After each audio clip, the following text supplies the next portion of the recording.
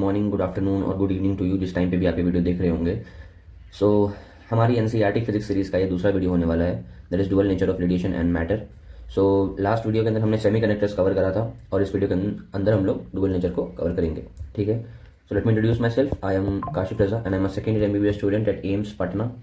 NEET 2022 में जब मैंने एग्जाम दिया था तो मेरी फिजिक्स में 175 मार्क्स आए थे आउट ऑफ 180। सो मैंने सोचा इस सीरीज़ को शुरू करने का और हमने पहला वीडियो डाला, उसके ऊपर रिस्पॉन्स वॉज ओकेश, मतलब अच्छा रिस्पॉन्स था। अब हम लोग डुअल नेचर को शुरू करने जा रहे हैं। ठीक है, so let's start the video, but before we start let's look at the syllabus एक बार, क्या क्या हमें पढ़ना है एक्चुअली, क्योंकि वही नहीं पता होगा क्या पढ़ना तो कोई फायदा नहीं। ठीक है, सबसे पहले डुअल नेचर ऑफ रेडिएशन के अंदर क्या है, फोटो इलेक्ट्रिक इफेक्ट हो गया, हर्ट्स और लेनार्ड के ऑब्जर्वेशन हो गए। ठीक है, आइंस्टीन का फोटो इलेक्ट्रिक इक्वेशन हो गया। ठीक है, उसके बाद आपका पार्टिकल नेचर हो गया लाइट का, फिर मैटर वेव्स हो गए, वेव नंबर हो गया क्या होता है, और D Broglie relation. De Broglie नहीं बोलते हैं, डी ब्रॉय बोलते हैं। ठीक है, BROY ब्रॉय, ये आपकी एनसीईआरटी में ही दे रखा है प्रोनाउंसिएशन, दैट्स नॉट इंपॉर्टेंट, बस आपको बता रहा हूँ। So okay, so let's start. Also ये जो भी PDF होगा इसका, ये जो भी नोट्स होंगे सारे के सारे आपको मिल जाएंगे टेलीग्राम चैनल पे @काशिफ रेजा एम्स। ठीक है, तो मेक श्योर आप जाओ और जाकर के ज्वाइन करो। मैं डिस्क्रिप्शन में भी इसके लिंक डाल दूंगा, वहाँ से आप देख के ज्वाइन कर लेना, बिकॉज बिना PDF के आप रिवाइज कैसे करोगे सिर्फ लेक्चर देख करके। ठीक है, so make sure you go and join it. ठीक है, बाकी यार before we start I just want to say कि subscribe to the channel, because बहुत कम लोग होते हैं जो पूरी वीडियो देखते हैं, उसमें से भी कुछ आधे लोग होते हैं जो सब्सक्राइब करते हैं, तो make sure you subscribe it. Okay, the first part is introduction part. Intro part के अंदर अपने को ज़्यादा पढ़ना नहीं है। ठीक है, मेनली चीज़ आपको याद रखनी है कि एक्सरे जो था वो रॉयंटजन ने डिस्कवर करा था, इलेक्ट्रॉन जो था वो जे थॉमसन ने डिस्कवर करा था। ये भी ऐसा बहुत इंपॉर्टेंट नहीं है, इस पेज में मेरे को लगा कि एक एक्स्ट्रा चीज़ें तो मैंने बता दी। ये चीज़ें आप 9th 10th में भी पढ़ लेते हो और आप केमिस्ट्री में भी पढ़ लेते हो। ठीक है, प्लस ये देखो कि जो कलर होता है ना आपका ग्लास का, जैसे हम लोग बेसिकली यहाँ पे ये था कि हम लोग बहुत लो प्रेशर के अंदर, जैसे सफिशिएंट लो प्रेशर के अंदर मर्करी में एक डिस्चार्ज जो होता है 2 इलेक्ट्रोड के बीच में होता है, अगर इलेक्ट्रिक फील्ड लगा देते हैं गैस में तो ठीक है। तो अपने को इतना याद रखना है कि ये जो इलेक्ट्रिक फील्ड जो भी लगाते हैं हम लोग यहाँ पे, एक इलेक्ट्रिक फील्ड लगाते हैं यहाँ पे। ठीक है, और यहाँ पे आपका 2 वो रहता है, इलेक्ट्रोड रहता है और इसमें बीच में रहती है गैस। ठीक है, तो यहाँ पे फ्लो होता है इलेक्ट्रॉन्स का। ठीक है, कहने की बात क्या है कि जो ग्लो होगा ना वहाँ पे, जो चमक आती है वहाँ पे, वो ग्लास का वो डिपेंड करता है किस टाइप का ग्लास है। ठीक है, तो आपको बस इतना याद रखना है कि येलोइश ग्रीन होता है सोडा ग्लास के लिए। तो अलग अलग टाइप के ग्लास होते हैं, क्वार्ट्स ग्लास होता है, नॉर्मल ग्लास होता है, सोडा ग्लास होता है। तो सोडा ग्लास का कलर अगर पूछ लिया जाए ग्लो कैसा होता है, एक अगर आपका एक्सपेरिमेंट हो रहा है, ठीक है, ट्यूब वाला एक्सपेरिमेंट हो रहा है, तो उसके अंदर येलोइश ग्रीन होता है सोडा ग्लास के लिए, बस। ठीक है, अब क्या बात है, कैथोड रे की डिस्कवरी किसने की थी, विलियम क्रूक्स ने की थी। ठीक है, सी से कैथोड, सी से क्रूक्स, ऐसे करके आप याद रख लेना। ठीक है, उसके बाद हम आगे बढ़ते हैं। फिर ये है कि कैथोड रेज एक्चुअली में होते क्या हैं, they are fast moving negatively charge particle, मतलब बहुत सारे निगेटिव चार्ज पार्टिकल, जैसे मान लो 1 पार्टिकल 2 पार्टिकल, तो बहुत सारे ऐसे पार्टिकल हों और मूव कर रहे हो बहुत फास्ट। ठीक है, तो fast moving negatively charge particle उसको हम लोग कैथोड रेज कहते हैं। कैथोड रे के बारे में हमने और कहाँ पढ़ा था, याद करिए अगर आपने पुराना वीडियो देख रखा है कल वाला, कैथोड रे ट्यूब हमने पढ़ा था। कहाँ पढ़ा था, सेमीकंडक्टर में। ये कहाँ यूज होता था, ये यूज होता था आपके टेलीविजन में, और कहाँ यूज होता था, आपके मॉनिटर्स में यूज होता था। अब इसको रिप्लेस किसने कर दिया है, अब इसको रिप्लेस कर दिया है LCDs ने। तो ये सब सेमीकंडक्टर्स के अंदर दी हुई चीज़ें, अगर आपने नहीं देखा है तो आप जाकर के वो वीडियो देख लीजिए, फिर आप इस वीडियो पर आइए। Okay, so let's move further. J Thomson जो थे उन्होंने क्या बोला था, उन्होंने हर चीज़ करके कैलकुलेशन करके E/m रेशियो निकाला था, मतलब चार्ज टू मास रेशियो, है ना। हम लोग Q/m लिखते हैं, बट इलेक्ट्रॉन है तो इलेक्ट्रॉन का चार्ज को हम लोग E लिखते हैं, है ना, तो E/m यहाँ पे लिखा जाता है। फिर बाद में ये पता चला कि जो वैल्यू होती है E/m की, ये इंडिपेंडेंट होती है कि मटेरियल का नेचर क्या है या मेटल कौन सा यूज किया गया है। कैथोड की तरह यहाँ कैथोड होता है ना, जिसपे आप लाइट स्ट्राइक कराते हो, फिर यहाँ से इलेक्ट्रॉन्स को रिलीज करता है, और एनोड पॉजिटिव होता है तो इसको ऐसे करके अट्रैक्ट कर लेता है। ठीक है, तो इस पर तो डिपेंड ही नहीं करता वो, है ना, और जो गैस है उस पर भी डिपेंड नहीं करता। ठीक है, तो सिंपल सी बात है, E/m रेशियो किस पे डिपेंड नहीं करता, आपको बस इतना याद रखना है, कैथोड के नेचर पे डिपेंड नहीं करता। ठीक है, और गैस पे भी डिपेंड नहीं करता, मतलब ये डिपेंड ही नहीं करता कि भाई यहाँ पे क्या है यहाँ पे क्या है, बस। ठीक है, किस पे डिपेंड करता है, ये सवाल अगर आ जाए तो ये सवाल आएगा ही नहीं, क्योंकि ये चीज़ यहाँ पे नहीं लिखी हुई है।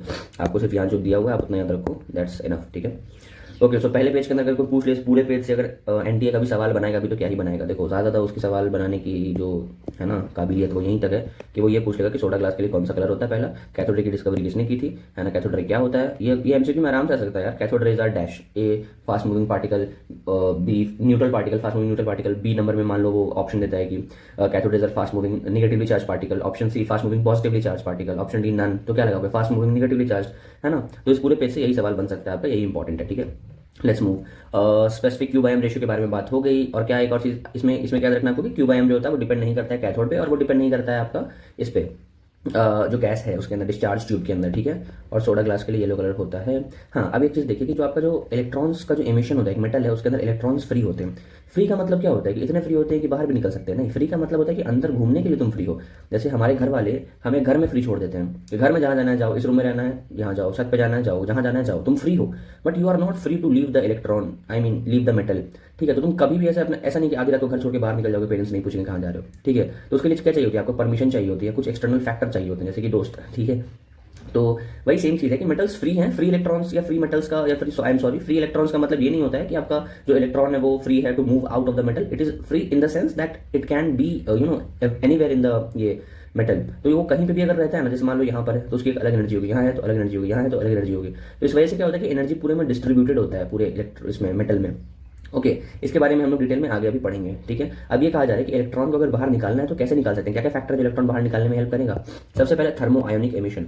थर्म मतलब क्या होता है? टेम्परेचर। आयनिक मतलब क्या होता है? आयन, आयन कह लो या फिर चार्ज कह लो। तो इलेक्ट्रॉन का एमिशन हो रहा है ना, तो उसको हम लोग थर्म आयनिक एमिशन कहेंगे। सुटेबल हीटिंग दोगे और उसके पास थर्मल एनर्जी आ जाएगी, इलेक्ट्रॉन ऐसे ऐसे मतलब मूव करने लग जाएगा, है ना, और उसके बाद फिर फ्री इलेक्ट्रॉन जो होगा बाहर आ जाएगा। ठीक, अगला एमिशन कैसे हो सकता है? Field emission.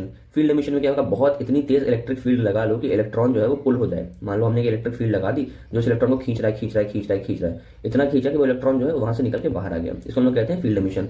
और ये एक बार इसका ये देख लेना, 10⁸ होता है। ठीक है, इसको बाहर निकालने के लिए कैसे याद रखोगे?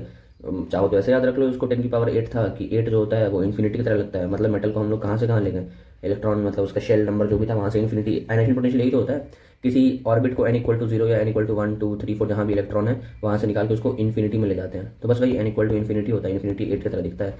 चाहो तो इसे याद कर लो, वरना 10⁸ याद है तो ठीक है। और यहाँ पे पूछा जा रहा है इसका एग्जाम्पल क्या है?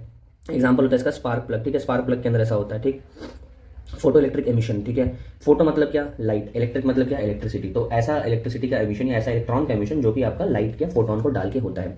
ठीक है, और जो वो इलेक्ट्रॉन वहां से जो निकलते हैं उनका एक स्पेशल नाम रख दिया फोटो इलेक्ट्रॉन। क्यों? क्योंकि वो फोटोन पढ़ने के बाद निकले, अपने आप थोड़ी निकले, अपने आप तो ऐसे भी कोई नहीं निकलता। ठीक, अब आते हैं फोटो इलेक्ट्रिक इफेक्ट की बात करते हैं, जो तीसरा वाला अपने को मेनली यही पढ़ना है। ठीक है, तो इसमें देखो बहुत सारे साइंटिस्ट आए थे। हर्ट्ज था आपका, ठीक है, आपका हॉलबैक एंड लेनार्ड का ऑब्जर्वेशन था। फिर उसके बाद आपका यहाँ पे मिलिकन भी आता है ना, आगे पढ़ोगे आप। फिर आपका आइंस्टीन भी आते हैं। तो इस तरीके से आपके बहुत सारे साइंटिस्ट हैं। तो आपको सिर्फ इतना याद रखना है कि साइंटिस्ट का क्या कॉन्ट्रीब्यूशन था, किसका क्या रोल था। देखिए, सबसे पहली बात तो ये है कि आपका जो ये लिखा हुआ है कि जो phenomenon of photo electric emission was discovery किसने की थी, ये सवाल अगर आ गया कहीं भी, देखो आइंस्टीन आइंस्टीन आइंस्टीन करके हम सब लोग पढ़ते हैं, लेकिन कोई पूछ दिया अगर कि फोटो इलेक्ट्रिक एमिशन का वो करा किसने था, फोटो इलेक्ट्रिक एमिशन को डिस्कवर किसने किया था? डिस्कवरी की थी हर्ट्ज ने। Hertz is the unit of frequency. ठीक है, डिस्कवरी इन्होंने की थी। आपको याद रखेंगे डिस्कवरी इन्होंने करा था। ठीक है, और कैसे करा था? स्पार्क डिस्चार्ज मेथड के थ्रू करा था। ठीक है, और ये था कि स्पार्क डिस्चार्ज जो होता है उसके अंदर जो स्पार्क होता है वो इन्हेंस हो जाता है जब आपका यूवी लाइट डालते हैं तो। ठीक है, ये कोई बहुत बड़ी चीज़ नहीं है, सिंपली इतना याद रखना कि फोटोइलेक्ट्रिक इफेक्ट जो पढ़ने के लिए आया उस चैप्टर के अंदर उसको डिस्कवर किसने किया था? तो हर्ट्ज ने किया था, सिंपल। ठीक है, और कैसे किया था? स्पार्क डिस्चार्ज के थ्रू किया था। ठीक है, ओके। सो अब हम लोग देखते हैं हॉलवैक्स एंड लेनार्ड के ऑब्जर्वेशन को। ठीक है, William Hallwachs and Philipp Lenard, sorry, है ना, ठीक है, सही है, investigated the phenomenon of photoelectric effect. इन्होंने इन्वेस्टिगेट करा था। इन्वेस्टिगेशन मतलब क्या होता है? देखा था, उसके बारे में पढ़ा था, उसके बारे में जाना था और उसमें रिसर्च करा था और बाकी चीज़ें आगे बढ़ाई थी, लेकिन इन्होंने डिस्कवर नहीं करा था। तो इस बात को हमेशा याद रखना। ठीक है, अब देखते हैं अलग अलग क्या यहाँ ये पैराग्राफ लिखा है, लेनार्ड ने क्या किया, ये लिखा है हॉलवैक्स ने क्या किया। और देखो ये अपने सिलेबस में भी है, तो ये मत सोचना कि इंपॉर्टेंट नहीं है। यहाँ लिखा है ना हर्ट्ज और लेनार्ड के ऑब्जर्वेशन क्या कहते हैं, हमने ये वाला पार्ट कर लिया। ठीक है, आगे बढ़ रहे हैं। तो देखो लेनार्ड ने क्या करा, इन्होंने ऑब्जर्व करा कि जब यूवी रेडिएशन जो होते हैं ये एमिटर प्लेट पे जाते हैं ना, इवैक्यूएटेड ग्लास ट्यूब। इवैक्यूएटेड मतलब क्या होता है? इवैक्यूएटेड मतलब वैक्यूम क्रिएट किया गया है। एक कांच का ट्यूब है, ठीक है, उसके अंदर क्या है? एक एमिटर प्लेट है, एक कलेक्टर प्लेट है। एमिटर मतलब क्या होता है? जो एमिट करे। कलेक्टर क्या होगा? जो कलेक्ट करेगा। जब इस पर आप लाइट गिराते हो ना तो यहाँ से क्या होता है? यहाँ से कुछ पार्टिकल ऐसे बाहर निकलते हैं। ठीक है, तो वही लिखा हुआ है कि जब यूवी रेडिएशन, और ये लाइट कौन सा? यूवी, अलाउ किया जाता है दो इलेक्ट्रोड्स पे, मेटल प्लेट्स पे, करंट फ्लो करता है सर्किट में। आप खुद ही बताइए, जब इलेक्ट्रॉन ऐसे फ्लो करेगा और ये सर्किट है बाहर, मान लीजिए यहाँ कुछ लगा हुआ है, तो आपका ये सर्किट तो कंप्लीट हो जाएगा ना और करंट फ्लो करने लग जाएगा। तो इनका ऑब्जर्वेशन यही था। ठीक है, फिर क्या है कि हॉलबैक और लेनार्ड ने ये भी स्टडी किया कि ये जो फोटो करंट है ये वेरी करता है विथ कलेक्टर प्लेट का पोटेंशियल। ठीक है, with frequency and intensity of incident light. ये बात बहुत ज़्यादा इंपॉर्टेंट बन जाती है कि जो आपका ये है फोटो करंट है, फोटो देखो जनरली करंट को हम लोग आई लिखते हैं, तो आई नहीं लिखेंगे बिकॉज वो एक्सटर्नल सर्किट वाले का लिखेंगे। फोटो करंट को हम लोग लिखते हैं छोटा आई और यहाँ पे पी मान लो। ठीक है, तो जो फोटो करंट होता है ये किस किस चीज़ के साथ वेरी करता है? ठीक है, पोटेंशियल ऑफ कलेक्टर प्लेट, ठीक है, फ्रीक्वेंसी के साथ और तुम्हारा इंटेंसिटी के साथ। और फ्रीक्वेंसी और इंटेंसिटी किस चीज़ का, और ऐसे भी फ्रीक्वेंसी और इंटेंसिटी किस चीज़ का, ये है तुम्हारा इंसिडेंट लाइट का, ठीक है। जो लाइट हम लोग इस पर स्ट्राइक करवा रहे हैं उसकी फ्रीक्वेंसी पे डिपेंड करता है, ठीक है, ये हो गया, और इंटेंसिटी पे भी। तो लेनार्ड और हॉलबैक की ऑब्जर्वेशन के अकॉर्डिंग ये सारी चीज़ें थी जो यहाँ पे करती हैं, इस चीज़ को आप याद रख लेना, ठीक है। फिर आते हैं हॉलबैक्स ने अलग से क्या करा, इसने और एक स्टेप आगे बढ़ाई चीज़ें। इन्होंने ये देखा कि जो निगेटिवली चार्ज जिंक प्लेट है, ठीक है, जो निगेटिव चार्ज वाला प्लेट था यहाँ पे, जैसे कि एमिटर हो गया, इसको कलेक्ट कर दिया इलेक्ट्रोस्कोप से, ठीक है। ये अपना चार्ज लूज कर देता है, और जब इसको यूवी रेडिएशन से वो करते हैं तो, है ना, और फर्दर क्या होता है, अनचार्ज अगर होता है वो तो वो पॉजिटिव हो जाता है जब इसको यूवी रेडिएशन करते हैं तो, और जब पॉजिटिव चार्ज होता है, पॉजिटिवली चार्ज जिंक प्लेट जो होता है वो फर्दर इनहेंस हो जाता है जब यूवी लाइट डालते हैं। ये बेसिकली पता है किसकी बात हो रही है, ये जिंक वाला है, बट जो तुम पढ़ते हो ना गोल्ड लीफ इलेक्ट्रोस्कोप, ये जो होता है इलेक्ट्रोस्टैटिक्स में अंदर पढ़ते हो कि यहाँ निगेटिव चार्ज है तो यहाँ पे तुम्हारा पॉजिटिव चार्ज आता है बिकॉज ऑफ कंडक्शन, और ये बाद में क्या होता है, ये आपस में सेपरेट कर जाते हैं। ऑलरेडी पॉजिटिव चार्ज है अगर, और यहाँ पे अगर एक्सरे डाल देते हैं तो फिर क्या करता है, एयर को आयनाइज कर देता है, वो इसको कोलैप्स कर देता है। तो ये सारी इलेक्ट्रोस्टैटिक्स वाली चीज़ें, ये एज सच बहुत ज़्यादा इंपॉर्टेंट कुछ नहीं है, चाहो तो उसको एक बार तुम रीडिंग मार देना खुद से, ठीक है, एज सच बहुत उसमें कुछ नहीं है। मेनली बात वही है कि अगर पूछ लिया कि हॉलबैक ने क्या किया था, तो सिंपली इतनी सी बात है कि जिंक प्लेट जो था तुम्हारा निगेटिवली चार्ज जिंक प्लेट था, मेटल है निगेटिवली चार्ज, यानी कि एमिटर साइड की बात हो रही है, उस पर क्या क्या कनेक्ट कर दिया इलेक्ट्रोस्कोप। इलेक्ट्रोस्कोप करने के बाद क्या हो गया कि वो अपना चार्ज खो देता है, ठीक है, जब उस पर यूवी रेडिएशन डालोगे तो, ठीक है। उसके बाद जो अनचार्ज है वो और पॉजिटिव हो जाता है जब उस पर यूवी रेडिएशन डालते हो। मान लो एक बार निगेटिवली चार्ज था तो क्या करेगा, चार्ज को खो देगा, ठीक है। अगर वो अनचार्ज है, ठीक है, उस पर यूवी रेडिएशन डालोगे तो क्या हो जाएगा, तुम्हारा पॉजिटिव चार्ज हो जाएगा, और अगर वो पॉजिटिव चार्ज ऑलरेडी है उस पर वो करोगे तो वो और ज़्यादा फर्दर इन्हांस हो जाएगा। बस यही चीज़ है, ठीक है। चाहो तो इसको एक बार देख लो, है ना, देख लो क्या मैंने बता ही दिया। एनीवेज हॉलबैक्स एंड लेनार्ड ने एक और चीज़ बताई कि एक मिनिमम छोटी वैल्यू होती है जिसके नीचे की अगर आप लाइट देते हो तो आपका इजेक्शन ऑफ इलेक्ट्रॉन नहीं होता या एमिशन ऑफ इलेक्ट्रॉन नहीं होता, उसको हमने कहते हैं थ्रेशोल्ड फ्रीक्वेंसी। आप बोलोगे कि यार ये तो हम लोग पढ़ करके आए, यहाँ नया क्या बता रहे हो। नया ये बता रहे हैं दोस्त कि हॉलबैक्स एंड लेनार्ड ने इन्होंने दिया था थ्रेशोल्ड फ्रीक्वेंसी का कॉन्सेप्ट, ठीक है। तो इन्होंने ये सब चीज़ें भी बताई, ठीक है। और हॉलबैक्स एंड लेनार्ड ने एक और चीज़ बताई, क्या, थ्रेशोल्ड फ्रीक्वेंसी, ठीक है, जिसको आप ऐसे लिखते हो, ठीक है, threshold frequency new note. Okay, I felt this is important. देखो यहाँ क्या लिखा हुआ है, जिंक हो गया, कैडमियम हो गया, मैग्नीशियम हो गया, ये यूवी रेडिएशन को ही वो करते हैं, ठीक है। क्या क्या, जिंक, कैडमियम, एमजी। पूछ लिया कि ये कौन से रे को वो करते हैं, वो रिस्पॉन्स किसको देते हैं, यूवी को देते हैं, ठीक है, शॉर्ट वेवलेंथ को। कुछ अल्कली मेटल है, पूरा वही पीरियोडिक टेबल वाला, ठीक है, पहला ग्रुप बेसिकली ग्रुप 1A। ये जो होता है ये विजिबल को भी करता है, ठीक है, विजिबल को भी, कैपिटल में BHI। ये नहीं कि सिर्फ विजिबल को, मतलब इतना कमजोर है कि विजिबल को भी कर देगा, तो यूवी को करेगा क्या, बिल्कुल करेगा। अगर ऑप्शन आता है यूवी को कौन कौन करता है, जिंक है, कैडमियम है, और तुम्हारा ये है, जिंक है मान लो, लिथियम है, सोडियम है, और ऑप्शन डी है नन, सॉरी ऑप्शन डी है ऑल, ठीक है, ABCD। इसमें से यूवी को कौन करेगा बताओ। अब तो मैंने बता ही रखा था, तो तुम आंसर ज़्यादातर लोग बोलोगे ऑल होगा, कुछ लोग होंगे जो बोलेंगे जिंक होगा, क्योंकि अभी हमने पढ़ा कि जिंक, कैडमियम, एमजी तो यूवी को करता है, तो उस हिसाब से तो जिंक होना चाहिए। नहीं भाई, ऑल होगा। क्यों ऑल होगा, क्योंकि अल्कली मेटल्स के बारे में ये था कि वो इतने वो होते हैं कि वो उसको भी कर जाते हैं, डजंट मीन कि यूवी को नहीं करेंगे, तो ऑल होगा इसका आंसर, ठीक है। तो ये ध्यान रखना, ठीक है। आगे बढ़ा जाए, हम एक और चीज़ देखो, जो फोटो करंट आता है, बहुत ज़्यादा ऐसा नहीं कि इतना करंट आता है कि घर में बिजली प्रोड्यूस करने, एक्सपेरिमेंट ही है तो वैसे ही पढ़ा जा रहा है, तो इतना याद रखना है कि इसमें माइक्रोमीटर से मेजर करते हैं। एक और बात बताओ, माइक्रोमीटर का यूज़ कहाँ करते थे हम लोग, याद है, जिसने कल की लेक्चर देखी होगी उसे पता होगा कहाँ यूज़ करते थे। बताओ हम लोग माइक्रो मीटर का इस्तेमाल और कहाँ करते हैं, ठीक है। जिसने ये आंसर बताया उसका कमेंट होगा पिन, और उसको मिलेगा हार्ट, ठीक है। आगे बढ़ते हैं, माइक्रोमीटर का इस्तेमाल कहाँ करते हैं का ये मतलब है मेरा कि सेमीकंडक्टर्स में जब हम लोग पढ़े थे, तो जब हम लोग वो पढ़ते हैं ना डायोड, तो डायोड के अंदर बाइजिंग होती है, तो किस जगह पे हम लोग यूज़ करते हैं कि हाँ अब इस तरीके से तो हम लोग यहाँ पे यूज़ करना है, तो वो कमेंट डाउन, ठीक है, कमेंट करके बताना, ओके। ऐसा इस डायग्राम के अंदर कुछ बहुत ज़्यादा इंपॉर्टेंट नहीं है, फिर भी लेट मी एक्सप्लेन इट। ये देखो एक क्वार्ट्ज का विंडो लगा हुआ है, ये सन या सन तो नहीं, सोर्स, आई मीन सोर्स है। यहाँ पे ये कलेक्टर प्लेट है, ये तुम्हारा ए से एनोड बोलते हैं उसको, ठीक है, एक्सेप्टर कह लो या जो भी कह लो, इलेक्ट्रॉन से यहाँ से निकल रहा है, या फिर इसको कैथोड एनोड भी कह सकते हो। ये फोटो सेंसिटिव प्लेट है, फोटो सेंसिटिव मतलब जो लाइट के लिए सेंसिटिव हो, टकराते ही इलेक्ट्रॉन रिलीज कर देगा। इवैक्यूएटेड गैस ट्यूब है, ठीक है। ये कॉम्यूटेटर है, कॉम्यूटेटर मतलब क्या होता है, जो अपना डायरेक्शन चेंज करता है। जैसे तुम जब वो करोगे, तुमने अगर पढ़ा ही होगा, जो आप जनरेटर मोटर ये वाला कॉन्सेप्ट पढ़ते हो, तो वहाँ पे कॉम्यूटेटर का कॉन्सेप्ट आता है। कॉम्यूटेटर का काम ये होता है कि करंट के डायरेक्शन के साथ साथ अपना भी डायरेक्शन बदलना, ठीक है। तो उस हिसाब से ये देख रहे हो ना, ऐसे ऐसे है, तो कभी ऐसे होगा, कभी ऐसे होगा, कभी ऐसे होगा, कभी ऐसे होगा, कभी ऐसे होगा, इस तरीके से होता है। बट एनीवेज ये तुम्हारे काम का नहीं है, माइक्रोमीटर इस्तेमाल कर रहे हैं ना अपने के लिए, ठीक है। अब देखो इंटेंसिटी की बात होती है, जब इंटेंसिटी बढ़ाओगे तो करंट बढ़ेगा या घटेगा, करंट बढ़ता है, ये वाला ग्राफ याद कर लेना, ठीक है। Photo electric current directly proportional है इंटेंसिटी के साथ, तो ये सीधे सीधे ग्राफ आएगा यार, ये टीचर पढ़ाते भी हैं, ऐसा नहीं कि नहीं पढ़ाते हैं, बट बता रहा हूँ ये आएगा, ठीक है। अब देखो, फोटो करंट डायरेक्टली प्रोपोर्शनल होता है number of photo electrons emitted पर सेकंड, और ये इंप्लाई करता है या इसका ये मतलब होता है कि जो नंबर ऑफ फोटो इलेक्ट्रॉन्स हैं पर सेकंड जो एमिट हो रहे हैं, ये डायरेक्टली प्रोपोर्शनल हो जाता है इंटेंसिटी के ही। तो कहने का ओवरऑल पता है मतलब क्या था, कि जितनी ज़्यादा इंटेंसिटी होगी उतने ही ज़्यादा number of electrons per unit time होगा, और उतने ही ज़्यादा तुम्हारा करंट होगा, फोटो करंट। ठीक है, तो this was the overall thing. तो यही चीज़ है, हम लोग लेते हैं इसको और इसको, इस वाली चीज़ को इग्नोर कर देते हैं, बस वही, कुछ नहीं, इग्नोर नहीं करना, उसी का मतलब यही है। क्योंकि देखो जितना ज़्यादा नंबर ऑफ इलेक्ट्रॉन निकलेगा उतना ही करंट होगा ना, क्योंकि करंट का एक फॉर्मूला भी तो होता है ना, I equal to NE/T something करके। ठीक है, anyways, effect of potential on photo electric current. Potential का क्या इफेक्ट होता है, हमने इंटेंसिटी का देख लिया। अब बात करते हैं हम पोटेंशियल का क्या फर्क पड़ता है। फोटो इलेक्ट्रिक करंट इंक्रीज करता है विद इंक्रीज इन पॉजिटिव या फिर कह लो एक्सेलरेटिंग पोटेंशियल, क्योंकि देखो नेगेटिवली चार्ज है तो जितना बढ़ाते जाओगे उतना और इसको खींचेगा इसकी तरफ। ठीक है, ऐसा हुआ नेगेटिव करोगे तो उल्टा हो जाएगा ना, तो इसीलिए। ठीक है, लेकिन एक टाइम के बाद सैचुरेट कर जाता है।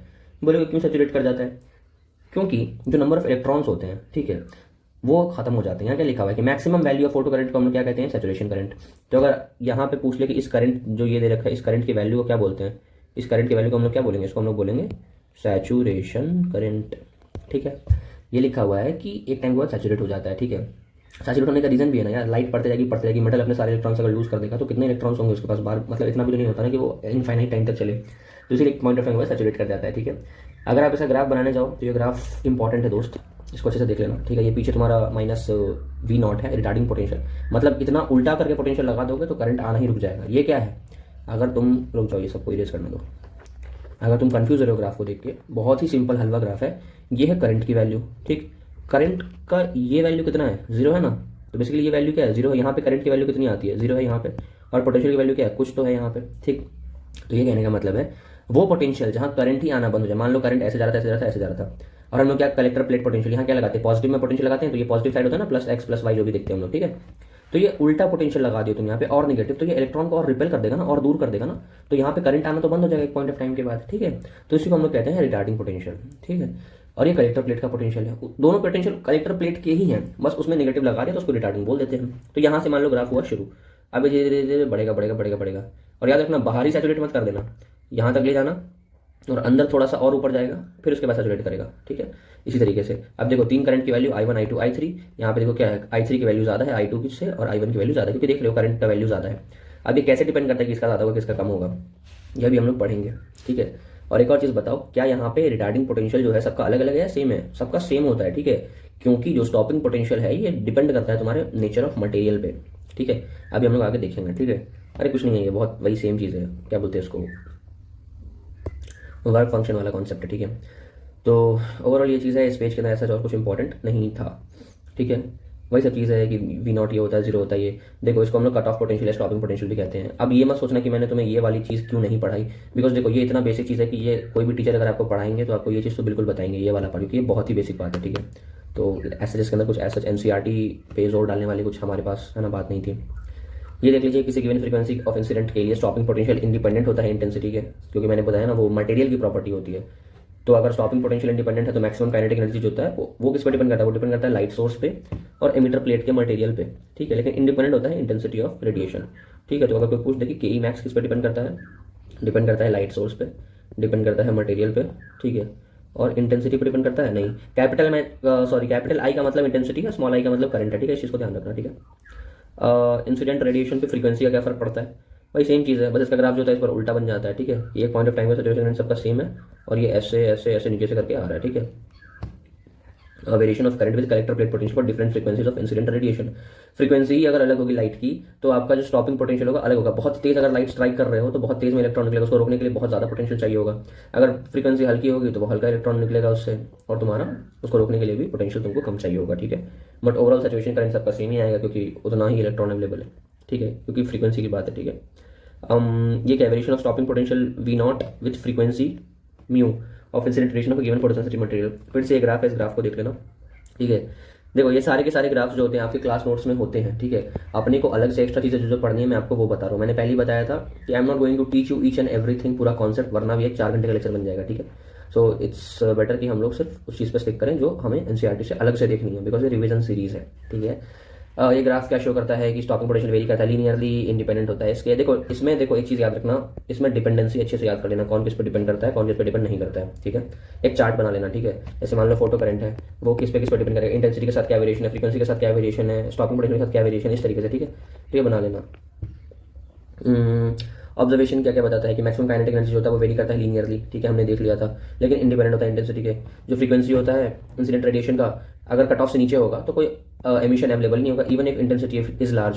देखो कई बार क्या होगा ना, तुम्हें क्वेश्चन दे देगा कि मान लो पहले इंटेंसिटी आई थी, अब इंटेंसिटी को 2i कर दिया है, और जो फ्रीक्वेंसी है तुम्हारा, इसको हम लोग मान लो म्यू नॉट जो है वो मान लो है 5 हर्ट्ज, और इसका जो ये है फोटो करंट है इसका वो है फ्रीक्वेंसी है 4 हर्ट्ज।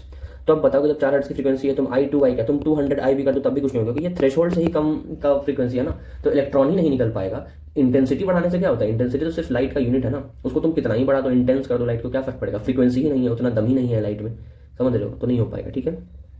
अब एक नई चीज़ जो मुझे यहाँ पे मिली थी वो आपकी ये दे रखी है कि सेलेनियम के बारे में दे रखा है कुछ अलग। ये देखो सेलेनियम जो होता है वो ज़्यादा सेंसिटिव होता है जिंक और कॉपर से, ठीक है। तो इस बात को याद रखना, अगर ये पूछ लिया जाए कि इनमें से सबसे पहले कौन देगा तुम्हारा एमिशन, कौन शो करेगा, तो याद रखना सेलेनियम शो करेगा जिंक और कॉपर से भी पहले, ठीक है। फिर क्या लिखा हुआ है कि यूवी लाइट जो होता है वो फोटो इलेक्ट्रिक इफेक्ट देता है कॉपर में, है ना, वाइट ग्रीन और रेड लाइट जो होता है वो नहीं देता है। तो ये दो बातें हैं, अच्छे से इसको याद कर लेना अगर पूछ लिया जाए कि सेलेनियम जो है वो ज़्यादा सेंसिटिव है किससे, जिंक से या कॉपर से, ठीक है। तीसरा क्या है कि जो यूवी रेडिएशन है वो कॉपर में ये देता है, ठीक है, और यूवी रेडिएशन बेसिकली तुम्हारा ग्रीन और रेड लाइट जो होता है वो नहीं देता है, ठीक है। अब ये बात समझ में। एक और चीज़ थी, कितने टाइम में, मान लो यहाँ पे एक प्लेट है, इस पर अगर मैंने एक लाइट डाली यूवी लाइट, तो कितने टाइम में होगा ये इलेक्ट्रॉन अपने आप से रिलीज कर देगा, तो वो टाइम जो होता है बहुत कम होता है, इसको हम लोग टाइम लैग कहते हैं। वो लैग जो होता है 10⁻⁹ सेकंड, 10⁻⁹ सेकंड मतलब कितना हो जाएगा, नैनो सेकंड्स में इसका वो होता है, या उससे भी कम होता है, ठीक है। ये सारी बातें वही वाली है जो पीछे दे रखी थी, ठीक है। एक बार फिर से इसको पढ़ लेना, देखो यहाँ पे दिया था टाइम लैग, वही लिखा हुआ है टाइम लैग के बारे में, ठीक है। यहाँ पे कट ऑफ फ्रीक्वेंसी के बारे में लिखा हुआ है, ठीक है। सैचुरेशन करंट का क्या प्रोपोर्शनैलिटी होता है, ठीक है। फिर उसके बाद आपका ये फोटो इलेक्ट्रिक करंट जो होता है वो इंटेंसिटी से क्या रिलेशन होता है, वही सेम चीज़ें हैं फिर से, लेकिन तुम एक बार पढ़ लेना, ये PDF जो होगा टेलीग्राम पर डल जाएगा, ठीक है। वेव थ्योरी वगैरह इस पर क्या देखना है तुमको, ओवरऑल यही सब चीज़ है। देखो बेसिकली क्या है कि ये इलेक्ट्रिक और मैग्नेटिक फील्ड जितने ज़्यादा होंगे उसका एम्पलीट्यूड, रेडिएशन इंटेंसिटी। देखो बात ये है कि हम लोग पढ़ते हैं ना EM वेव मतलब इलेक्ट्रोमैग्नेटिक वेव, ठीक। तो ये दो कंपोनेंट से मिलकर बना होता है, एक तो आपका कंपोनेंट होता है जो कि आपका इलेक्ट्रिक कंपोनेंट है, ठीक है। फिर एक इसी के परपेंडिकुलर जाता है जिसको हम लोग कहते हैं इसका मैग्नेटिक कंपोनेंट, ठीक है।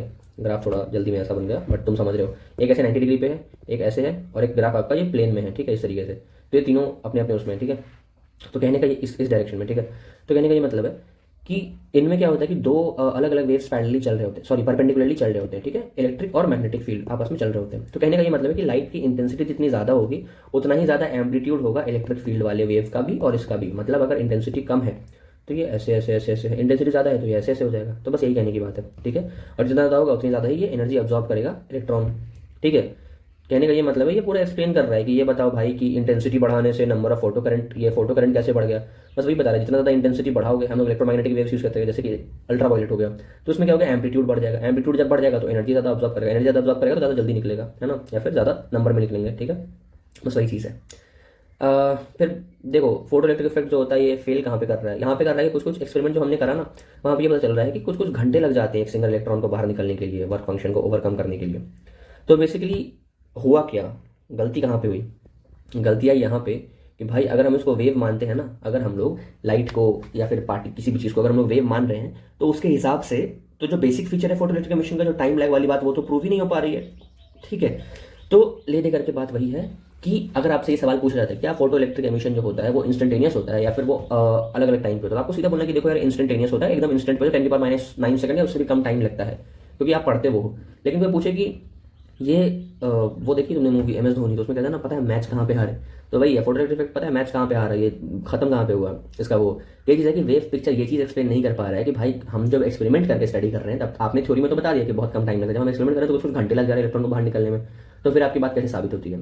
तो वही बात है कि वेव पिक्चर जो है, वेव जो है इसको एक्सप्लेन नहीं कर पाया, तो यहाँ पे पार्टिकल वाली बात आती है कि जो वो है वो पार्टिकल है, फिर पार्टिकल वाला बात चलता है, फिर कोई आता है कहता है देखो दोनों चीज़ जो डुअल नेचर होता है मैटर का, वो वेव भी होता है वो पार्टिकल भी होता है। अब वही हम लोग आगे पढ़ेंगे, ठीक है। फिर आते हैं हमारे हीरो आइंस्टीन साहब, इन्होंने क्या करा, इन्होंने ये देखा कि कंटिन्यूअस अब्जॉर्प्शन की वजह से एमिशन नहीं होता है, कि एमिशन अब्जॉर्ब कर रहा है, एमिट हो रहा है, अब्जॉर्ब कर रहा है, एमिट कर रहा है। इसका ये कहना है कि जो रेडिएशन एनर्जी है, एनर्जी जो बनती है, रेडिएशन एनर्जी मतलब जो लाइट होती है, लाइट भी है ना, ऐसा मान लो लाइट का बीम है, तो बीम भी अकेला नहीं है, बीम के अंदर क्या है, डिस्क्रीट मतलब कुछ छोटे छोटे यूनिट्स होते हैं जिसको हम लोग क्वांटा कहते हैं, मतलब प्लूरल है क्वांटा, एक हुआ तो क्वांटम कहेंगे, क्वांटा ऑफ एनर्जी और रेडिएशन। क्वांटा या क्वांटम वर्ड का मतलब क्या होता है, पैकेट। तो पैकेट में तो देख रहे हो ऐसे ऐसे पैकेट है बहुत सारी एनर्जी का, ठीक है। तो ये जाता है एनर्जी और जाकर के फिर इस पे जो भी ट्यूब होता है इसके अंदर जाता है और ऐसे करके स्ट्राइक करता है मेटल प्लेट पे, ठीक है। डिस्क्रीट यूनिट होता है, ये याद रखना, आइंस्टीन ने ये बोला था।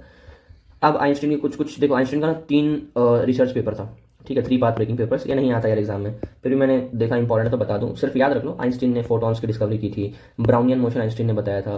पहले पेपर में फोटॉन के बारे में बोला था, दूसरे में ब्राउनियन मोशन के बारे में, तीसरे में रिलेटिविटी के बारे में, ठीक है। फिर ब्लैक बॉडी रेडिएशन लॉ के बारे में बताया था, स्टैटिक मॉडल बताया था यूनिवर्स का जिसके अंदर मॉडर्न कॉस्मोलॉजी देखते हैं, और gas quantum statics of gas of massive bosons. Bosons as such तुम्हें पढ़ने की जरूरत नहीं है, बट जो अपना पहला चैप्टर है ना फिजिकल वर्ल्ड, उसके अंदर जो हम लोग 4 टाइप के फोर्सेस पढ़ते हैं, तो वहीं पे एक पॉइंट ऑफ टाइम पे कहीं पे एक फोर्स आता है, मैं भूल रहा हूँ, ठीक है। तो उसको मीडिएटर्स होते हैं अलग अलग फोर्स से, कहीं पे क्वार्क्स होता है ना, क्वार्क्स कहीं पे कुछ होता है, कहीं पे बोसॉन्स होते हैं, ठीक है, कहीं पे फोटॉन्स होते हैं। तो वो वाली चीज़ है, ऐसा सच यहाँ पे इंपॉर्टेंट नहीं है, बस मुझे याद आई तो मैंने बता दिया, ठीक है। अब देखो हुआ पता है क्या है कि आइंस्टीन की जो थ्योरी आ गई हर चीज़ हो गया, फिर आते हैं मिलिकन। तो मिलिकन ने क्या बोला कि आइंस्टीन को मैं गलत प्रूफ करके ही रहूँगा, ठीक है। तो उसने गलत प्रूफ करने के चक्कर में गलती गलती में ना प्लैंक्स कांस्टेंट की एक्यूरेट वैल्यू निकाल दी, ठीक है। और ये चले थे आइंस्टीन के उसको गलत करने के लिए, ठीक है। Instead of disproving it he prove the validity, ये और ज़्यादा उसको प्रूव कर दिया। तो चले थे किसी का नुकसान करने, बट उसी का फायदा कर करके आ गए, इसलिए समझ में आता है दूसरों का वो नहीं करना चाहिए। लेकिन खैर ठीक है, हमारा फायदा हुआ है, हमें नई चीज़ें समझने को मिली, ठीक है, ये हुआ, ठीक है। कॉम्पटन ने क्या किया था, देखो एक एक्सपेरिमेंट किया था कॉम्पटन ने स्कैटरिंग किया था एक्सरे का इलेक्ट्रॉन से, ठीक है। तो आपको इतना जाना कैम्पटन ने क्या किया था, एक्सरे स्कैटरिंग किया था, ठीक है। ये बहुत सारी देखो चीज़ें हैं, समराइज कर सकते हो। Photon picture of electromagnetic radiation का फोटोन पिक्चर क्या क्या कहता है कि मतलब इंटरेक्शन जब होता है मैटर के साथ तो रेडिएशन बिहेव करता है जैसे कि पार्टिकल का बना हुआ होगा। मैटर में जब इंटरेक्शन होगा तो पार्टिकल की तरह रिएक्ट करेगा ना, ठीक है। सबकी ये एनर्जी होती है, सबका मोमेंटम होता है ना, सबकी पर्टिकुलर फ्रीक्वेंसी होती है, वेवलेंथ होती है, सेम एनर्जी होता है ना। उसके बाद फिर मोमेंटम का फॉर्मूला क्या होता है भाई, ये यहाँ पे प्लैंक्स कांस्टेंट आ गया, इक्वल टू एच न्यू आ गया, फिर एच न्यू बाई सी आ गया। ये सारे फॉर्मूले आपको पता होंगे, क्लास नोट्स में होंगे। इंटेंसिटी बढ़ाएंगे तो सिर्फ नंबर बढ़ता है ना। फिर उसके बाद हर एक फोटोन के साथ सबकी एनर्जी सेम होती है ना। फिर उसके बाद ये फोटोन की एनर्जी इंडिपेंडेंट होती है, मतलब फोटोन की खुद की एनर्जी इंडिपेंडेंट होती है इंटेंसिटी से, ठीक है। तो ये एक और चीज़ है, इसको देख लो थोड़ा एक बार अच्छे से, ये स्टेटमेंट अगर आ गया तो photon is independent of intensity of radiation, ठीक है। फिर अगली लाइन क्या है तुम्हारी कि फोटॉन्स आर इलेक्ट्रिकली न्यूट्रल। ये बात इंपॉर्टेंट है, ये नोट्स में भी लिखाते हैं, मेरे टीचर ने लिखाया था, बट मैं बता देता हूँ। फोटॉन्स होते हैं इलेक्ट्रिकली न्यूट्रल होते हैं, ये इलेक्ट्रिक मैग्नेटिक फील्ड से डिफ्लेक्ट नहीं होते, मतलब फोटोन अगर जा रहा है यहाँ इलेक्ट्रिक फील्ड लगा दो कोई फर्क नहीं पड़ेगा, मैग्नेटिक फील्ड लगा दो कोई फर्क नहीं पड़ेगा। ये फोटोन पार्टिकल के अंदर कोलिजन होता है, तो जब भी कोलिजन होता है तो क्या होता है, आपका मोमेंटम जो होता है वो क्या होता है, कंजर्व होता है। तो चेंज मोमेंटम क्या आएगा, 0। ये नहीं कहना मोमेंटम नहीं होगा, मोमेंटम का चेंज 0 होगा, ठीक है। नंबर जो होगा, क्या नंबर कंजर्व होगा, नंबर कंजर्व नहीं होगा, क्योंकि फोटोन जो होते हैं वो अब्जॉर्ब भी हो सकते हैं, क्रिएट भी हो सकते हैं। तो याद रखना है कि जब कोलिजन होता है तो कोलिजन के अंदर आपका कंजर्वेशन किसका होता है, सिर्फ मोमेंटम का होता है, नंबर का कंजर्वेशन नहीं होता है, ठीक है। आगे बढ़ो, ये एग्जाम्पल है न्यूमेरिकल, इसको सॉल्व कर लेना। और मैं कह रहा हूँ सॉल्व करने का मतलब ये नहीं होता कि हाँ ठीक है कर लेंगे, कर लेना, क्योंकि ये सीधा उठ के नीट में आने वाला है। नीट में ज़्यादा चांसेस है कि ये सब पूछेगा rather than जो मैं थ्योरी पढ़ा रहा हूँ, वो तो सिर्फ तुम्हारे एक्स्ट्रा एज के लिए, ठीक है। ये सब बिल्कुल करके जाना, ठीक है। अब आते हैं वेव नेचर पे, ठीक है। बस अपना हो गया खत्म, वेव नेचर बचा है और पार्टिकल नेचर बचा है, फिर चैप्टर खत्म, ठीक है। ओ सॉरी, पार्टिकल नेचर तो हमने पढ़ लिया, वेव नेचर बचा है बस, ठीक है। आ जाओ, इसमें कुछ नहीं है। वेव नेचर को एक्सप्लेन करने वाले 3 फिनोमेना अगर पूछ लिया जाए कि कौन कौन सी चीज़ें हैं जिससे आपको पता चलता है कि जो मैटर है वो वेव है, तो आपको बोलना है इंटरफेरेंस, डिफ्रैक्शन और पोलराइजेशन। ऐसे कर सकते हो कि PID CID का छोटा भाई है ना, आप वहाँ भी पढ़ते हो, pelvic inflammation disease, reproduction, reproductive health में, एनीवेज। बाकी फिर फोटो इलेक्ट्रिक इफेक्ट और आपका कॉम्पटन इफेक्ट, ठीक है।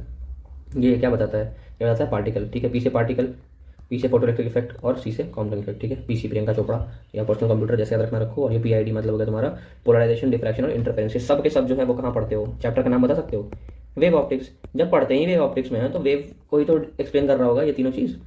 और ये हम लोग मैटर डुअल नेचर वाले मैटर वाले इसमें पढ़ते हैं, कॉम्पटन इफेक्ट की बात करते हैं, तो ये दोनों को याद रखना, ये पार्टिकल है। देखो ये पूरा chapter dual nature of matter, ये तो इस बात को हमेशा याद रखना और प्लीज इसको याद कर लेना कि कौन सा क्या दिखाता है, ठीक है। कि कौन सी प्रॉपर्टी की वजह से कह सकते हैं कि देखो हाँ हाँ हाँ ये देखो ये तो वेव है, तो ये 3 के वजह से कह देंगे देखो वेव है, ये 2 के वजह से कह देंगे पार्टिकल है। तो फिर आए कि भाई देखो ना ये होता ना ये होता, दोनों होते हैं, ठीक है।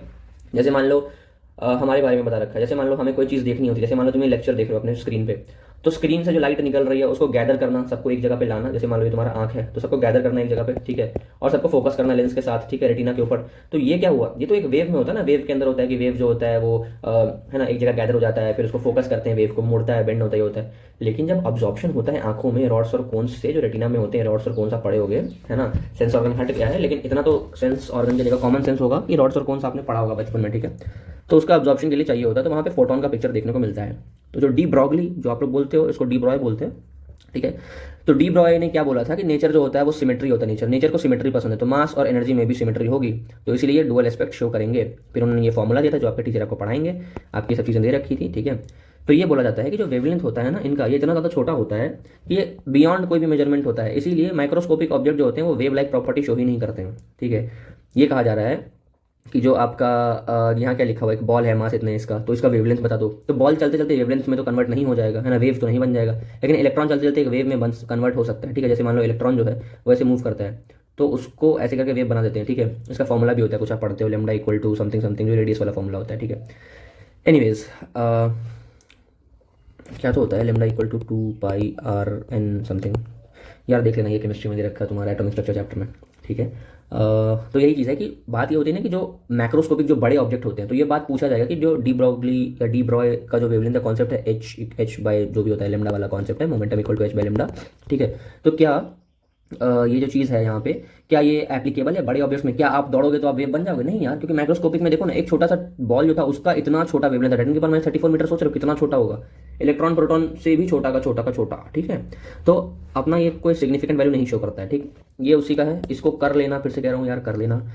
चैप्टर हो गया हमारा खत्म, समरी अभी मत जाना क्योंकि देखो इंपॉर्टेंट चीज़ बाकी है। फोटो इलेक्ट्रिक इफेक्ट कौन सा लॉ फॉलो करता है? तो कंजर्वेशन ऑफ एनर्जी फॉलो करता है, मास नहीं, कंजर्वेशन ऑफ एनर्जी, एनर्जी को फॉलो करता है, कंजर्व करता है, ठीक। अगला कि फोटोइलेक्ट्रिक करंट किस पर डिपेंड करता है? फिर से डिपेंडेंसी वाला सवाल, इंटेंसिटी पर डिपेंड करता है, पोटेंशियल डिफरेंस पर डिपेंड करता है, नेचर पर डिपेंड करता है, करंट की बात हो रही है। स्टॉपिंग पोटेंशियल किस पर डिपेंड करता है? फ्रीक्वेंसी पे करता है, नेचर पे करता है, और आपका इंटेंसिटी पर डिपेंड करेगा? नहीं करेगा। मैक्सिमम काइनेटिक एनर्जी जो होगा डायरेक्टली रिलेटेड होता है, तो जो इसका वो है वही काइनेटिक एनर्जी का भी है, ठीक है। ये क्या नहीं एक्सप्लेन कर पाया, वही सेम चीज़ है, वेव थ्योरी ये एक्सप्लेन नहीं कर पाई कि इतना कम टाइम क्यों होता है, टाइम लैग जो वाली बात है बहुत ज़्यादा क्यों होती है। प्लस एक और चीज़ ये भी एक्सप्लेन नहीं कर पाया कि के मैक्स जो है वो इंटेंसिटी से कैसे इंडिपेंडेंस है, फिर म्यू नॉट का ये कैसे होता है इंस्टेंटेनियस। ये तो हमने ये पढ़ा कि वेव नेचर जो था ये फेल कर गया एक्सप्लेन करने में, इट फेल्ड टू एक्सप्लेन। पीछे तो हमने सिर्फ इतना पढ़ा था ना, टाइम लैग वाली बात, ठीक है, टाइम वाली बात, या कह लो इंस्टेंटेनियस नेचर की बात कह ले, ठीक है। यहाँ दो चीज़ और है कि के मैक्स जो है वो इंटेंसिटी पर डिपेंड ही नहीं करता है, और तीसरा कि भाई थ्रेशोल्ड फ्रीक्वेंसी नाम की चीज़ एग्जिस्ट करती कैसे है, ठीक है। तो ये तीन चीज़ है, ठीक है। वहाँ पे एक ही दे रखा था, यहाँ तीन दे रखा, तो आपको ये तीनों एक बार ध्यान में रखना है कि क्या क्या नहीं कर पाया था, ठीक है। ठीक है, मिलिकन ने क्या किया था, गलती से प्लैंक्स कांस्टेंट की एक एक्यूरेट वैल्यू निकाल दी थी, ठीक है। डी ब्रॉय वेवलेंथ जो होता है वो इंडिपेंडेंट होता है चार्ज पे और नेचर पे, इस बात को ध्यान रखना। फिर से डिपेंडेंसी वाली बात, डिपेंडेंसी का भाई बहुत एमसीक्यू आता है, और यहाँ पे इसकी बात हो रही है, ठीक है, डी ब्रॉय वेवलेंथ की। तो डी ब्रॉय वेवलेंथ जो होता है वो नहीं डिपेंड करता भाई, चार्ज पे भी नहीं डिपेंड करता है और नेचर पे भी डिपेंड नहीं करता है, इंडिपेंडेंट होता है इसके, ठीक है। ये टेबल मैंने टेलीग्राम पे कल ही भेज दिया था, इसको एक बार आप याद कर लेना। देखो ये सब चीज़ें इंपॉर्टेंट है यार, ये सब आना चाहिए, क्योंकि देखो एग्जाम में अगर ये सवाल आ गया तो बोलोगे कि यार ये तो यूनिट एंड डायमेंशन का सवाल है, लेकिन ये देखो सवाल कहाँ पे दे रखा है, डुअल नेचर में दे रखा है। ये टेबल रटना नहीं है, सिंपल सी बात है। वेवलेंथ है तो क्या होगा, मीटर में नापोगे ना, तो एल होगा ये, इसका यूनिट क्या है, फ्रीक्वेंसी 1 बाय टाइम पीरियड होता है, तो वहाँ से निकाल लेना। वर्क फंक्शन क्या होता है भाई, एक तरीके का काम ही तो है ना, जूल जब इसकी यूनिट है, वर्क जब इसका यूनिट है, तो भाई M L square T minus two. Work क्या होता है तुम्हारा, फोर्स इंटू टाइम, फोर्स क्या होता है, मास इंटू एक्सेलरेशन, बस मास का क्या होता है एम, इसका क्या होता है एल टी माइनस टू, और तुम्हारा ये क्या है फोर्स इंटू डिस्प्लेसमेंट होता है, एक और एल आना तो एल का स्क्वायर कर दो, आ गया ये सिंपल। स्टॉपिंग पोटेंशियल क्या है, कुछ नहीं है, पोटेंशियल है, यहाँ से निकाल दोगे। पोटेंशियल क्या होता है, करंट वाला फॉर्मूला लगा देना, सिंपल। प्लैंक्स कांस्टेंट कैसे निकालते हैं, प्लैंक्स कांस्टेंट के लिए ये वाला फॉर्मूला लगाना, कभी भी भूलो अगर इसका, ये ऐसे निकालना इक्वल टू एच न्यू, ठीक है। एनर्जी का क्या होता है तुम्हारा वो देख लेना, M L T minus two होता है शायद, सॉरी मैं क्या कह रहा हूँ, M L square T minus two होता है, और फ्रीक्वेंसी क्या होता है टी माइनस वन होता है टाइम पीरियड का, एक माइनस वन से एक चला जाएगा तो M L square T minus one बचेगा, वही सेम चीज़ है। स्टॉपिंग पोटेंशियल है तुम्हारा फ्रीक्वेंसी, यहाँ पे बेसिकली पोटेंशियल है तुम्हारा वी, इसको निकालने का फॉर्मूला क्या होता है, कुछ नहीं होता है, जो आपकी एनर्जी होती है वो क्या होती है, चार्ज इंटू पोटेंशियल होता है, ठीक है, सिंपल है। तो चार्ज का क्या होता है, आपका यूनिट क्या होता है, एम्पियर होता है, ठीक है। एनर्जी का क्या होता है भाई, M L square T minus two, तो M L square T minus two तो रहेगा ही, और यहाँ पे एम्पियर भी आ जाएगा। आई एम सॉरी, चार्ज का ये नहीं होता है, ये तो आपका ये है ना एमीटर, तो ये तो करंट का होता है ना, तो करंट क्या होता है, चार्ज पर यूनिट टाइम, तो चार्ज का हो जाएगा करंट इंटू टाइम, तो 80 होता है चार्ज का, जो ये है डायमेंशन वो 80 होता है। तो एक और बड़ी तरह ले जाओगे तो आपका टी माइनस 3 हो जाएगा और ये आ जाएगा। तो डायमेंशन निकालने का तरीका होता है, फॉर्मूला से निकाला जाता है, ठीक है। लास्ट की चीज़ें पॉइंट्स टू पॉन्डर, एक चीज़ याद रखना भाई, जो मैंने स्टार्टिंग में बताया था, ठीक है, कि फ्री इलेक्ट्रॉन जो होते हैं वो फ्री होते हैं इस सेंस में कि ये मूव कर सकते हैं अंदर में कांस्टेंट पोटेंशियल पे, ठीक है। ऐसा नहीं है कि बाहर निकल जाए, ठीक है। सबकी एनर्जी सेम नहीं होती, मैंने ये भी बता दिया था, एनर्जी डिस्ट्रीब्यूट होती है ये भी बता दिया था। तो जो हम लोग मैक्सवेल का डिस्ट्रीब्यूशन का ग्राफ पढ़ते हैं ना कि ऐसे होता है, फिर टेम्परेचर बढ़ा दोगे तो ग्राफ ऐसे हो जाएगा, ये मैक्सवेल का डिस्ट्रीब्यूशन होता है, ठीक है, गैस स्टेट में आप लोग पढ़ते होगे। तो ये उस तरीके का नहीं होता, उससे बहुत अलग होता है इसका डिस्ट्रीब्यूशन, क्योंकि ये पूरे में यूनिफॉर्म डिस्ट्रीब्यूशन होता है, ठीक है। तो एवरेज एक एनर्जी आती है, तो क्या लिखा हुआ है, एनर्जी डिस्ट्रीब्यूशन होता है, इसी वजह से अलग अलग उसके लिए अलग अलग होती है। इसीलिए अगर मान लो कोई बहुत ज़्यादा हाई एनर्जी में है, इलेक्ट्रॉन खूब एक्साइटेड है, उसको थोड़ी सी एनर्जी तो निकल जाएगा। मान लो उसको निकलने के लिए चाहिए 10 जूल की एनर्जी, ठीक है, और ऑलरेडी वो 9.9 में है, तो पॉइंट 1 दोगे तो ही निकल जाएगा ना। और कोई 8 में होगा, उसको 2 एनर्जी देनी पड़ेगी, तब जाके उसका 8 + 2 10 की एनर्जी आएगी, तब वो निकलेगा। एग्जाम्पल दे रहा हूँ, ऐसा होता नहीं है, ठीक है। इसके बाद फिर यही चीज़ है कि तुम्हारा वेव नेचर को वो करने का ये कौन किया था, क्या लिखा हुआ है कि स्टॉपिंग पोटेंशियल के बारे में बताया गया था कि इंटेंसिटी के इंडिपेंडेंट होता है, ठीक है, और फ्रीक्वेंसी पर डिपेंड करता है। ये क्रूशियल डिस्क्रिमिनेटर था, ठीक है, वेव और फोटोन पिक्चर के बारे में। मतलब वही चीज़ है कि जो हमने कहा था ना कि ये एग्जिस्ट कैसे करता है, पीछे देखा था ना ये 3 चीज़ लिख करके, ये वाला पॉइंट, बस वही चीज़ कह रहा है यहाँ पे कि observation on the stopping potential, it's independence of intensity and dependence on frequency are the crucial discriminator, ठीक है। जो स्टॉपिंग पोटेंशियल के बारे में पढ़े ना, यही डिस्क्रिमिनेटर है भाई, कि पता चला कि अरे यार ये तो डिपेंड नहीं करता इस पर, प्लस ये फ्रीक्वेंसी पे कैसे डिपेंड करता है, तो इसी से पता चला कि वेव पिक्चर और फोटोन पिक्चर अलग होती है, ठीक है। वेवलेंथ, ये इंपॉर्टेंट एक नई चीज़ मेरे को मिली थी, ये मैंने आज तक खुद कभी नहीं पढ़ा था, मेरे ऊपर से चला गया था। देखो जो वेवलेंथ जो होता है आपका h/p, इसका एक फिजिकल सिग्निफिकेंस है क्या? बिल्कुल है, फिजिकल सिग्निफिकेंस होता है, इसको मेजर कर सकते हो, इसको देख सकते हो, इसका कुछ काम आता है, ठीक है। ये लिखा हुआ है कि जो आपका फेज वेलोसिटी होता है, ठीक है, जो आपकी फेज वेलोसिटी होती है उसका कोई फिजिकल सिग्निफिकेंस नहीं होता है, लेकिन जो ग्रुप वेलोसिटी होती है उसका एक फिजिकल सिग्निफिकेंस होता है, ठीक है। ये फेज वेलोसिटी, ग्रुप वेलोसिटी क्या होती है नहीं जानना है, और ना ही कभी इस चैप्टर में पढ़ा हमने, ठीक है। लेकिन इस चीज़ को सिर्फ याद कर लो कि अगर तुमसे पूछे, मान लो कहाँ पर लिखूँ मैं, मान लो यहाँ लिखता हूँ, ठीक है, अगर आपसे पूछे कि फिजिकल सिग्निफिकेंस, ठीक है, किसका किसका है, किसका किसका नहीं है, तो अगर कोई पूछे तुमसे ये क्या फेज वेलोसिटी का है, क्या वेवलेंथ का है, हाँ है जी। अगर पूछे कि फेज वेलोसिटी का है, नहीं है। ग्रुप वेलोसिटी का है, हाँ है, ठीक। तो इस वाली बात को फिर से देख लेने, एक और स्टार लगा रहा हूँ। ये अगर आ गया तो ये भाई कोई नहीं सॉल्व करेगा, मैं मजाक सेट के बता रहा हूँ, जिसने एनसीईआरटी नहीं पढ़ी है शायद ही वो का जो बता पाएगा इसका, ठीक है। एक्सरसाइजेज हैं, इसको कर लेना, क्योंकि देखो ये सब ऐसे न्यूमेरिकल्स जो सीधे सीधे आएंगे, और इसको अगर कर लिया तो आई कैन गारंटी यू एक चीज़ कि डुअल नेचर में मेरे भाई इससे ज़्यादा सवाल तुमसे ऐसा नहीं होगा कि इसके बाहर से कुछ क्वेश्चन आएगा, ठीक है। तो तुम्हारा जो डुअल नेचर है it is done and dusted, ठीक है, इससे ज़्यादा नहीं आएगा, यही इंपॉर्टेंट है। बाकी फिर से कह रहा हूँ, सारे नोट्स जो होंगे तुमको यहाँ मिल जाएंगे, काशिफ रेजा एम्स, ठीक है, टेलीग्राम चैनल पे आपको मिल जाएगा जाकर के, और दूसरा चैनल को सब्सक्राइब करो, ठीक है, और बेल आइकन प्रेस करके रखना, बिकॉज ये सीरीज अभी कंटिन्यू होगी, फिर 11th के चैप्टर्स आएंगे, फिर आपका ये 12th के भी चैप्टर्स चलेंगे। पहले अपना टारगेट है मॉडर्न फिजिक्स कंप्लीट करना। डेली आपके कुछ कुछ क्विज आएंगे, पोल्स आएंगे, उनमें वोट किया करो, देखा करो आंसर क्या होता है, और एनसीईआरटी में जाकर के उसको वापस से देखा करो, सारे शॉर्ट वीडियोस भी आएंगे इस पर, हर चीज़ है। And trust me, made mentors project नीति जो चैनल है, इसको आई विल मेक एक ऐसा प्लेटफॉर्म जहाँ पे नीड्स रिलेटेड हर एक चीज़ होगी, इसके बाहर जाने की जरूरत ही नहीं होगी तुमको, ठीक है। मेक श्योर सब्सक्राइब करो और अपने दोस्तों से शेयर करो, बिकॉज अभी जस्ट स्टार्ट हुआ है, तो we want more people to join, ताकि हमें भी मोटिवेशन मिलेगी। हाँ भाई इतने सारे लोग देखते हैं आपकी वीडियोस, तो आपको वीडियोस बनाते रहना है। 100-200 लोग देखेंगे तो क्या लगेगा, हाँ ठीक है, वो तो कोई भी वीडियो डालो तो व्यूज चले जाते होते हैं, तो ये पढ़ाने में भी 2-4 घंटे का टाइम लगता है, ठीक है। तो मेक श्योर सब्सक्राइब करो, पढ़ते रहो, पॉजिटिव रहो, परेशान नहीं होना है, कुछ दिन और है और होपफुली हम सिलेक्ट होके रहेंगे, ठीक है। चलो guys, take care, all the very best, bye.